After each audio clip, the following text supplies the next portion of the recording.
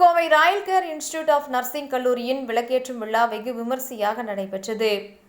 செவிலியர் துறையின் முன்னோடியான Florence Nightingale அம்மையாரை நினைவுகூரும் விதமாக செவிலியர் பட்டப்படிப்பு மற்றும் பட்டயப்படிப்பு பயிலும் செவிலியர் மாணவிகள் விளக்கினை கையில் ஏந்தி உறுதிமொழி எடுத்துக்கொள்வதை ஒவ்வொரு செவிலியர் கல்லூரிகளும் மரபாக பின்பற்றி வருகின்றனர்.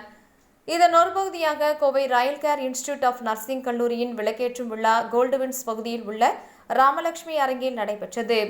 ராயல் கேர் மருத்துவமனை மற்றும் நர்சிங் கல்லூரியின் தலைவர் டாக்டர் மாதேஸ்வரன் தலைமையில் நடைபெற்ற விழாவில் சிறப்பு விருந்தினராக கோவை மாவட்ட ஆட்சியர் கிராந்திகுமார் கலந்து கொண்டு சிறப்புரை ஆற்றினார்.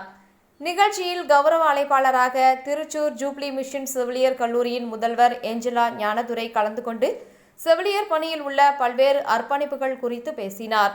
தொடர்ந்து நிகழ்ச்சியில் ராயல் கேர் செவிலியர் கல்லூரியின் முதல்வர் திலகவதி ராய் செவிலியர் உறுதிமொழியை முன்மொழிய மாணவ மாணவிகள் விளக்கேற்றி உறுதிமொழி எடுத்தனர். விழா இறுதியில் துணை முதல்வர் சுமிதா நன்றி உரை வழங்கினார். விழாவில் மாணவ மாணவிகள், பெற்றோர்கள் என பலர் கலந்து கொண்டனர்.